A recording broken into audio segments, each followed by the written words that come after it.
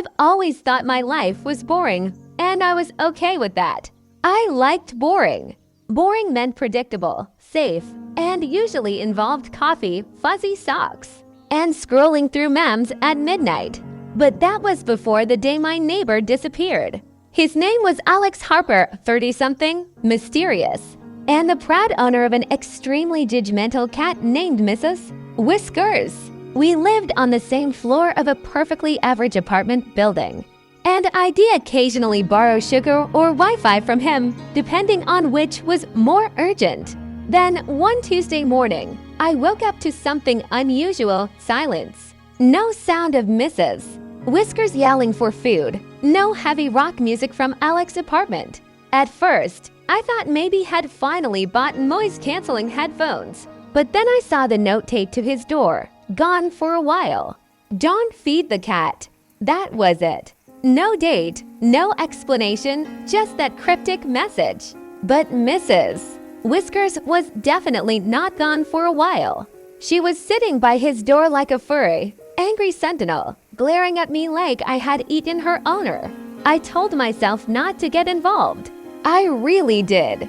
But as anyone who's ever made eye contact with a hungry cat knows, resistance is futile. So I fed her. And that's when it started. When I opened the fridge to grab some tuna, I noticed something odd. A small black flash drive taped to the inside of the fridge door. Labeled in Alex's handwriting, "If I'm gone, don't plug this in." Now, I know what you're thinking. Obviously, I didn't plug it in, right? Of course I did. I mean, come on. If you tell someone not to press a big red button, what do you think they'll do? Anyway, the moment I connected the flash drive to my laptop, my screen went black for a second. Then a message popped up. "Greater than if you're reading this, I need your help." And below it, a video.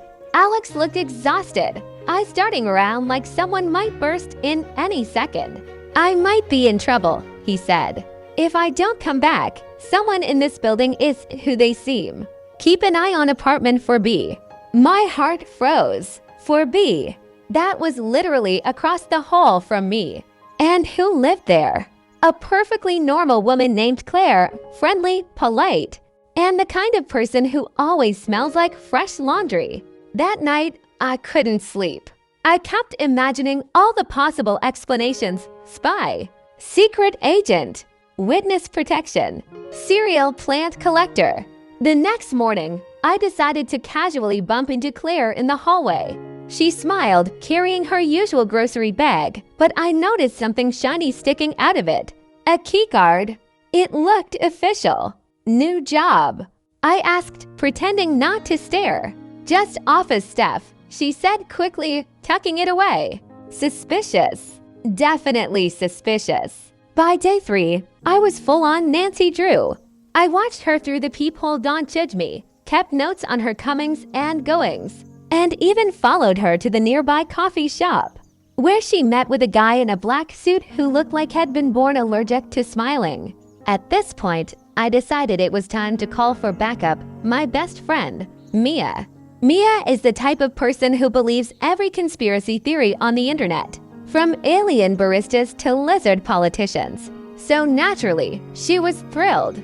"This is huge," she whispered over FaceTime. "You're living next to a spy.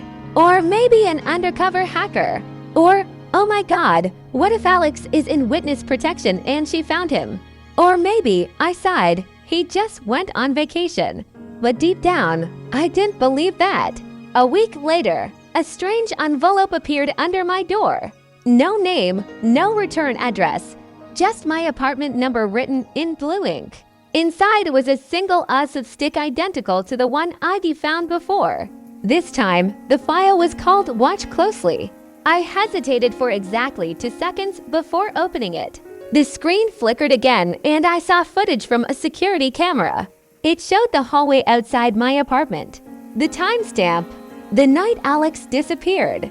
At 11:42 p.m., Alex stepped out of his apartment carrying a duffel bag. He looked nervous. He checked his watch. Then Claire's door opened. She said something to him. He nodded. They both walked down the hall and never came back. My stomach dropped. I tried calling the police, but without proof of a crime, they just gave me the mum. Maybe he moved speech. So I decided to do what any reasonable person would do in a mystery movie: break into Claire's apartment. Mia insisted on helping. "You'll need someone to film the documentary later," she said. We waited until Claire left for work. Then I used a bobby pin, thanks YouTube tutorials, to unlock her door. Inside, everything was immaculate. Too immaculate. Not a speck of dust, not a single misplaced shoe, except one drawer. It was locked. Mia found a screwdriver, muttering something about the truth being out there, and popped it open. Inside were stacks of fake IDs, passports, and, I kid you not, a burner phone labeled a .h. Alex Harper. Before we could say anything, the door handle rattled. "She's back," Mia hissed. We dove behind the couch just as Claire stepped in. But instead of the usual calm grocery-carrying Claire, this version was furious. She slammed the door, grabbed the phone from the drawer, and started speaking in a low voice. "Yeah, she's snooping. The girl across the hall. We need to move fast before she finds the rest." My blood went cold. She was talking about me. Mia and I exchanged panicked looks, then crawled toward the door. But of course, my phone chose that exact moment to buzz loudly with a text. Claire spun around. "Who's there?" We bolted.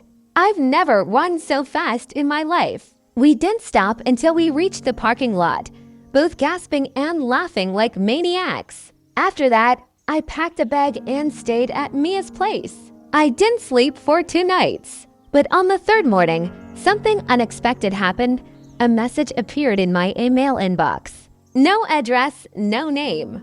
Just greater than sorry for the scare. Claire's not who she seems, but neither am I. Everything's fine now.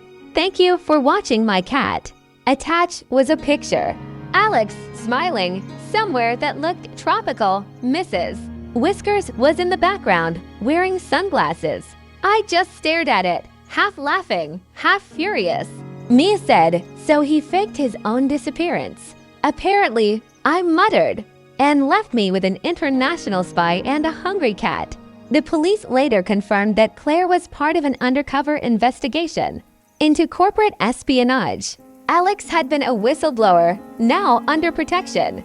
As for me, well, I got a new neighbor, a quiet guy who just moved in last month. He seems nice, keeps to himself. But sometimes, late at night, I hear a faint scratching at my door. And when I open it, there's Mrs. Whiskers, alone, sitting beside a small envelope that just says, "Don't plug this in."